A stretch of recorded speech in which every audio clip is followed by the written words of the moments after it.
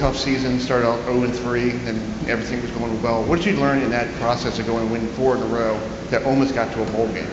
Well, last year was a year of great opportunities for us, and it didn't start the way that we wanted, but as a football team, being able to show a response, show an identity, it was there were a lot of lessons that were learned, and it builds to a lot of excitement for what's ahead. And as we went through this last season, and you see the growth, the development, really setting a foundation, and the relationships that were built throughout those experiences, and the great number of guys that we have coming back for this season, and some of the new additions we've been able to bring into our program. It's been an incredible off season, and to see the growth and development of our players, the confidence that they've shown, because you build confidence through work.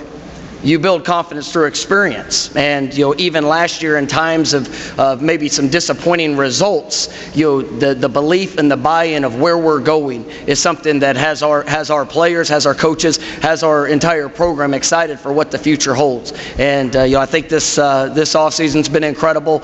Guys have done a great job. You see the physical development, the mental development, just the confidence that they're approaching every day just to improve and to go be their best. And we talk about that a lot within our program, and I think our football team and the players that we have are doing a great job of showing that on a consistent basis, and now we have an opportunity ahead. And we're definitely excited about being able to kick off in week 0, and just to be able to get on the field and to start this journey for this 2022 Florida State football team, and being able to showcase the identity of who we are and what we're all about. Coach, directly in front of you, next question, front row. Coach Dan Tortora, wakeupcalldt.com. We know that after this season, divisions are gone and we're going to a 3-5-5 model. Just what you can say about the discussions of that, and if you were for working toward a model that's going to be maybe more advantageous for the future of the college football playoff. Well, first off, I want to thank the ACC. I know Michael Strickland, Commissioner Phillips. I mean, just the involvement, the communication with the coaches, the involvement of all that, trying to find the best model, trying to be able to put together a structure and a system that allows it a great experience for our student athletes, and what they're going to be able to accomplish through the 3-5-5 model is something that I truly think is special. To be able to go and play in every venue throughout that 4-year period of time is unique, and it makes sure it ensures them the complete collegiate experience here in the ACC, and then being able to pair up the best 2 teams within each season to be able to play in a championship game. I do think is a special opportunity, and so I do appreciate the ACC. I appreciate all the things that went into that, and just the collaborative approach that they took in being able to find the best model for the ACC moving forward. Coach, hard right near the sound stand, the gentleman that's standing. Irish OFL, Warchant.com. Coach, with you playing a week 0 game, when will you get started in camp, and how does that change preparation in any way?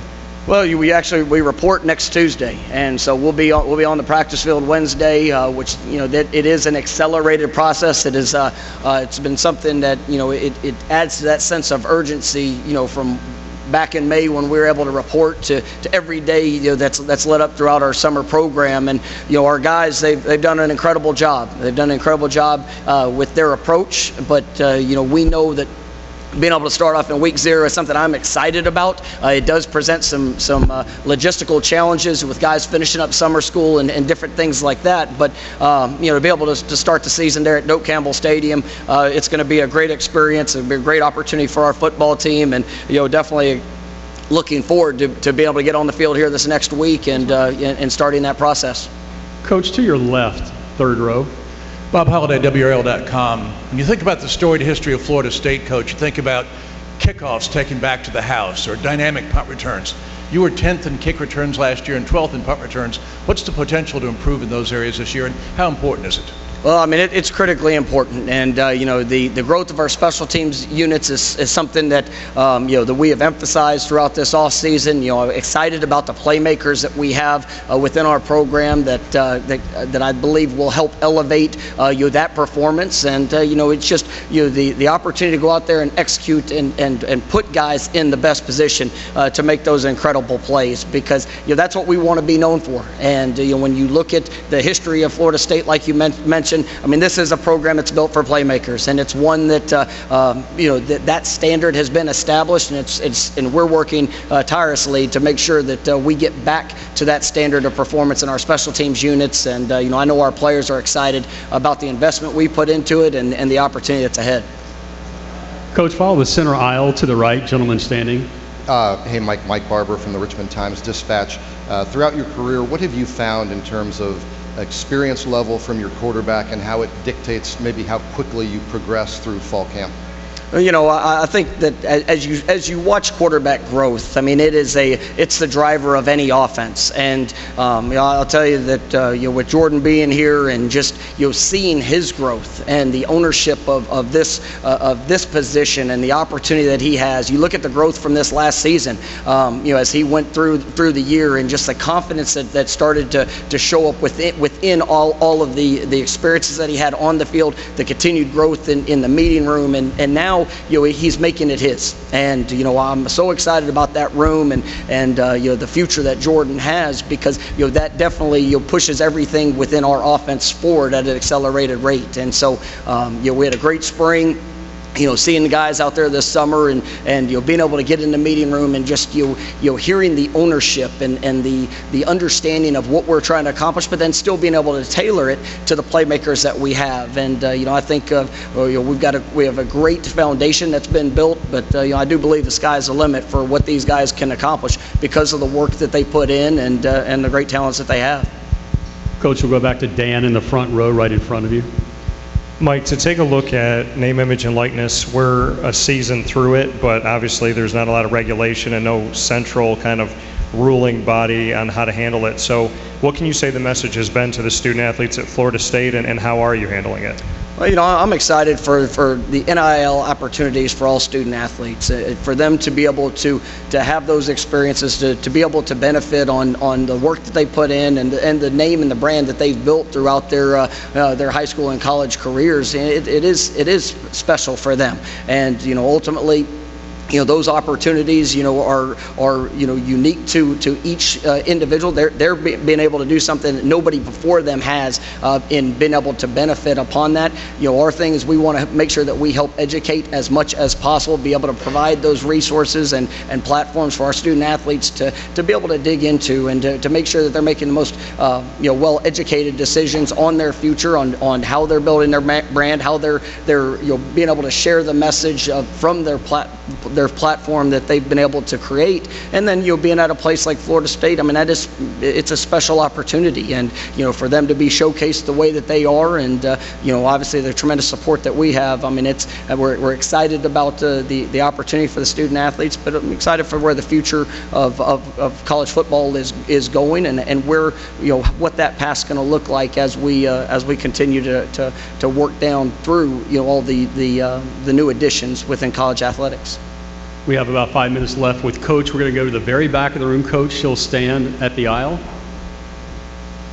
I'm Katrina Sacken with Sports and Cultural Media. Coach, you spoke on the kind of logistic issues that you were going to face heading into week 0. What are those, and kind of can you elaborate on that as well? Simultaneously, what are you focusing on with your guys? Well, it's about that constant daily improvement, and some of the logistical challenges are just the earlier start, having to work through, finishing, summer school classes and some of the things that kind of present themselves with just the daily schedule. But one of the great things that has been adjusted and adapted with the NCAA this year is we got a couple extra days to be able to work with. So now we have 25 practices in a 31-day period of time, which allows a couple more off days. It allows us to give more rest and recovery for our players throughout that fall camp schedule. And so I'm excited about being able to transition to that new schedule, and obviously just building to being the best that we can possibly be with every opportunity that we have during fall camp. And it's going to be a great kickoff for us. There's a lot of excitement around the program, but then it also does provide, playing week 0, it does provide a couple where we'll have 2 bye weeks this upcoming fall, and I kind of like how that schedule presents for our football team throughout the season. Coach, your last question. The very back of the room now standing to the right. Hey Coach, Luke Winstall, Clemson Sports Talk. So a lot of people talk about expectations right now. For you, how would you describe what a successful season or what your expectations are for success at Florida State this year? We have great expectations, and the daily expectation with the season expectation is for us to go out there and be our best, to improve daily, to go out there and not only be competitive, but to push to new limits of where we are and also where we're going. To see this team come together and to play as one. Those are the things that we've seen that have, in laying that foundation this last year, and to be able to see the growth, to see the confidence that our players have. I'm going to put no limits to what these guys can accomplish. I've got an unbelievable amount of confidence in them, but ultimately for us, it's about us showing up every single day and going to perform and to execute at that level with an incredible level of consistency throughout that process. But we have great expectations as a program. When you're at Florida State, I mean that's part of it, and you don't choose to come play at Florida State. You don't choose to coach at Florida State unless you embrace that opportunity and embrace those expectations to go out there and play at an extremely high level on a day in and day out basis. Coach, thank you. We'll let you take a seat, and we'll bring in Jordan, your first question down the aisle to the right. Hey Jordan, Mike Barber from the Richmond Times-Dispatch. You might have heard me ask Coach, but experience level at your position, how does that kind of factor into what you can do both as a leader and maybe giving input back to the coaching staff? I would say, I've been through a lot, so I've had a lot of ups and downs throughout my career. I've learned a lot. I've been around a lot of different coaches. I've been around a lot of different leaders. James Blackman, Mackenzie Milton, they showed me the way. At the end of the day, I look up to them. I still call them every single day just to get that feedback that I need whenever I have a question about leading the guys. Trying to be more vocal. I'm a reserved guy, so I'm just trying to speak a little bit more and get the guys behind me. Jordan, to your right, 4th row, gentleman standing. Hey Jordan, Essex there with the Old Gold and Black. Last year you went up to Winston-Salem against Wake Forest, and splitting snaps, you guys had your biggest loss of the season. How do you flip the script this time around? Honestly, man, I don't really think much of last year. It's in the past. We're just going to keep growing. We're going to come to work every single day and get better. That's all that matters, is being better than you were yesterday. It's all in the confidence for this football team. We have all the talent in the world. Like Coach Norvell said, the confidence comes from the work, and we've been working really hard this summer. So, going to switch to the left side now. 4th row, gentleman about to stand. Thank you. Hey Jordan, John Dales, WAER. Earlier this week, you got added to the Maxwell preseason award watch list. Is that something that you think about, and how much does that impact how you go into this season? I try not to get caught up in that. It really matters what's at the end of the season. It's a blessing from the man upstairs, and I'm very grateful for that. But I just try to focus on this football team, getting wins for this football team, and just coming to work every single day and being a leader that I need to be. We're going to stay on the left side all the way towards the aisle. Young lady standing up. Hi Jordan, I'm Mary Dunchamat from Clemson Insider. With 8% more of your passes completed this season, what goals do you have set to improve upon that? We got some new weapons. I've been working really hard on just technique, all the little parts of the game, sitting in the pocket and not trying to scramble every single time. I've been working really hard. But yeah, the offensive line's been working really hard to give me some time. So yeah, I can't wait. It's gonna be a great year. Also on the left side, about 6-7 rows up. Hey Jordan, Tony Siracusa from Last Word on Sports. The ACC is very quarterback heavy.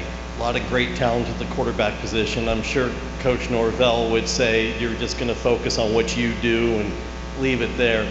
But honestly, just among us here, do you ever catch yourself looking at the game from any of the Sam Hartman or anyone else in the conference and take a look at what they did compared to how you're doing? I try not to compare myself with anybody, but I do watch those guys. There's a bunch of great quarterbacks across all college football. I used to play with Malik Cunningham. He's a great player. Still talk to him till today. So, yeah, I watch them. I try not to compare, but yeah, they're all great players. Jordan, left side, third row. Bob Holliday, WRL.com. You return 3 starting wide receivers. What does that extra time with those guys do for your comfort level this year as you stay in the pocket behind the improved offensive line? It means a lot. It means a lot. We have a lot of competition now. We have competition at every single position. We got guys that push each other. So yeah, obviously that means a lot. I'm very comfortable with all those guys. We work very hard. We have our little player ran practices that we throw routes on air. We did that a lot this spring, this summer. So we're just gonna keep growing and getting better every day. Jordan, back to Dan in the front row right in front of you. Dan Tortora, wakeupcalldt.com. You spoke about the guys you keep in touch with, being with Mackenzie Milton last year, and you guys both having to, lead this offense. Just what you can say you took away from having to share that space, and what it's like now to move forward yourself. Mackenzie was my guy. It's like one of my best friends. I used to watch him and look up to him when I was in high school and he was at UCF. Mackenzie taught me a lot. I mean, obviously he's had a rough journey, but it made him who he is today. I learned a lot. I mean, the way he led as soon as he got into the room, he was a really respectable guy. Never stepped on anybody's toes. He's just a really special person. Moving forward now, I just bring all that stuff together and try to just keep picking his mind. I was on the phone with him last night. Yeah, just trying to grow every day. Florida State, thank you for the time this morning. Coach, good luck. Gentlemen, have fun. Wake Forest is due up in the room next at 11:30. Again, we'll go 50. Fabien, Dan Tortora, wakeupcalldt.com. Just what you can say about Jermaine Johnson II, what you learned from him and being on that defensive line together, maybe some of those things you take into this season, and secondly, how you've grown as a leader as you step forward. I've learned a lot from Jermaine. He's one of the guys that helped me click and have a breakout game, understand like the importance of my growth and the dominance that I can have and that I will have. And he showed me like what it's like to have somebody on the outside of you that helps on when you get double teams, to the guy that makes the plays that you can make also. And as far as me being a leader, I've grown tremendously with the help of Coach Norvell, Coach Odell, and just being around the guys and building better relationships with them. It's all about being able to be respected and being able to show the same respect that you want from others. Fabien, if you want, push the microphone up just a little bit. You got a little bit more height on Coach. Coach, no offense. I got you. Fabien, I'll ask a question from the podium. Last year you won the Bobby Bowden Leadership Award. Describe your style of leadership. I'll probably say I'm a grow to learn leader, if that makes sense. Like I grow and I watch people as I go along and just watch how they react to certain things and how they react to other teammates and coaches and players, and that's just how I go off, how I react to them and how I respond to them, or find ways that will push buttons to help them being more encouraged to do things. Thank you, Fabien. Look right up the aisle to your right, gentleman who's standing at this point. How you doing, Fabien? This is Cortland Griffin with the three-point conversion. I noticed, man, you were the number 0 as a big man in the middle of the defense. That takes a lot of swagger, man. Can you elaborate on your approach to the game, your attitude, and does that number mean more to you that you were an unorthodox number in the middle of the defense? My approach to the game is just to be dominant, like just to, when the next team prepare to watch my film, be like, whoa, like you get down in front of me, you're scared to line up, you're shaking your stance. I see that a lot when I play, but that's what I want. That's what I want. When the offensive line lines up in front of me or a guard lines up in front of me, they know I'm gonna bring the power, they know I'm gonna bring the dominance. Fabien, all the way to the back of the room, the gentleman standing. Hey, Fabien, Aslan Javandi, Warchant.com. I know in football, momentum's a hard thing to kind of carry over from year to year, but what happened for this defense last season in the second half of the season that maybe has you feeling optimistic about what you guys can be this coming year? Really nothing. It's just the details. We locked in more on our details and the little things that we needed to focus on more. it wasn't a tremendous thing that we needed to change. It was just we just needed to lock in and be able to keep everything going and focus better. Fabien, on the center aisle to your left, the gentleman in the teal shirt getting ready to stand for us. Thank you. Hey Fabien, John Eads with Orange Fizz. I'm curious as to what Jared Verse has added to the defensive line room coming from the FCS ranks, and if you think that players from that level can make that jump so quickly. Honestly, I feel like all competition is the same across the board. Wherever you come from, if you're a dog, you're a dog. Jared Verse is a dog. That's the type of guy we need. He has the speed, he has the power. So I feel like he's going to be a great help this year. Fabien, from the podium again, I want to follow up on my leadership question. When the season opened up last year with 3 losses, what did you do as a leader to keep everybody focused? Whatever you did must have helped because you guys didn't roll off 3 in a row. Next game, next play mentality. We shouldn't be focused on the 3 losses that we already had. We can't do nothing about that. It's time to focus on the next game and let's win the next one. We're going to go back to the 3rd row to your left, Fabien, gentleman with the glasses. Bob Holliday, WRL.com, Fabien. You returned your entire defense except for the defensive ends. Dan referred to Jermaine. You also lost Kerr. You guys are 5th in tackles for loss last year, one of the best performances in the ACC. Where does the pressure come from? Who takes their spots?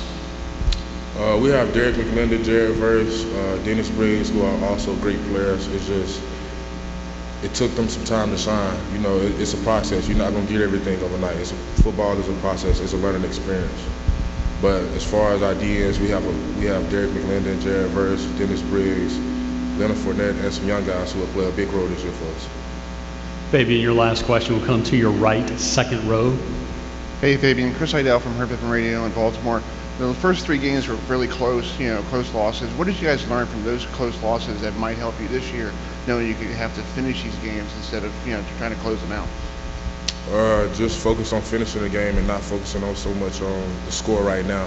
Focus on each play, everything that's going on. Don't just focus because we're winning and we're up now.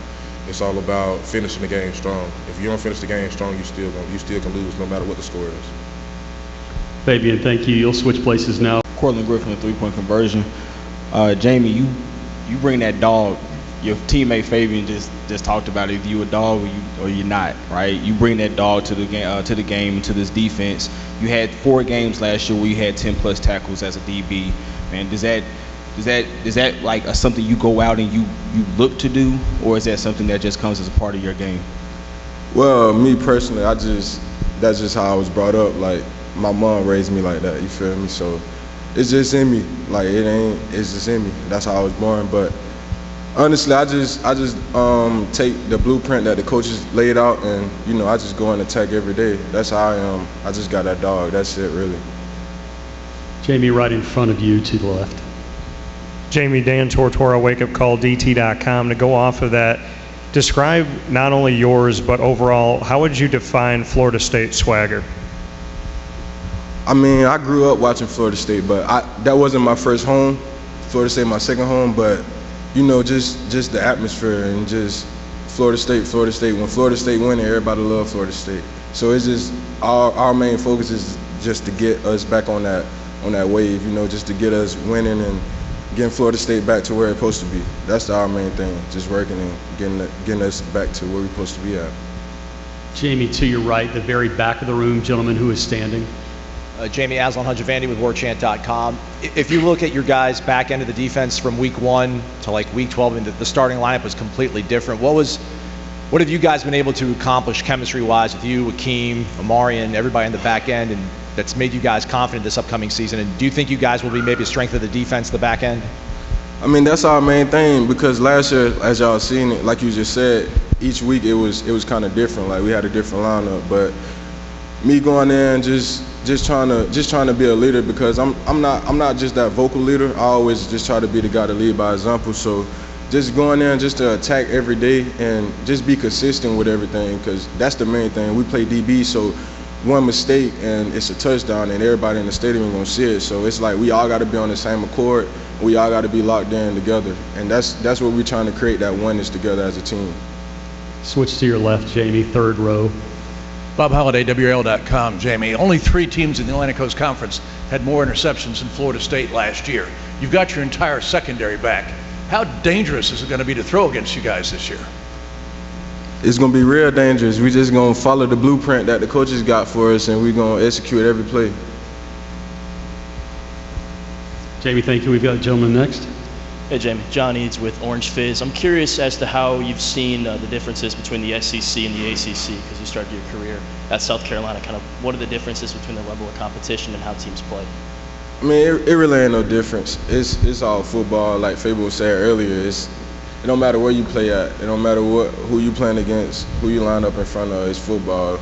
Been playing football since I was like 3 or 4 years old, so it's always a confidence thing. You always got to be confident. You know what I'm saying? That's how I look at it. It ain't no difference. Probably the speed of the game. You know, the ACC we run a lot of RPOs and stuff like that, so a lot of passing game. That's the main difference I can say. Just from the SEC, they gonna ground and pound with the football. They gonna try to run the ball down your throat, but in the ACC it's kind of different. They gonna spread and more RPO and stuff like that. So that's when I got to the ACC, that's how I was trying to better my man coverage skills, and that's another thing. Like the ACC, they throwing the ball, so I'm just trying to get better at that. Jamie, to your right, second row. Hey, Jamie, Chris Idell from Herbert Radio in Baltimore. How fun was that spring game this year? Because it seemed like you had a great time with all the alumni coming back and all that. I guess that was one of those exciting springs for you. Oh yeah, for sure. Because like you said earlier, our whole group came back. Pretty much our whole team, and just during the spring, like 90% of our team was already here.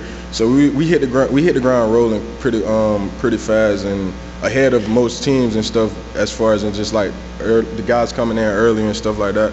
So you know, it was a plus for us all just to get that brotherhood, create that brotherhood, and you know, we live by clown, commitment, little things, intensity, mental toughness, and brotherhood. So you feel me? We all just try to go throughout every day and get better every day, 1% better.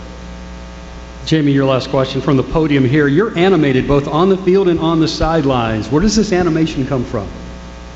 Animated. You seem to be all over the map, big smile. Oh, yeah. body. You know, just like y'all say, NIL, you know, you're trying to get that image. So I'm trying to get my image up. That's it. Jamie, that's a great way to finish. How about you switch places with Jordan? All right, thank you.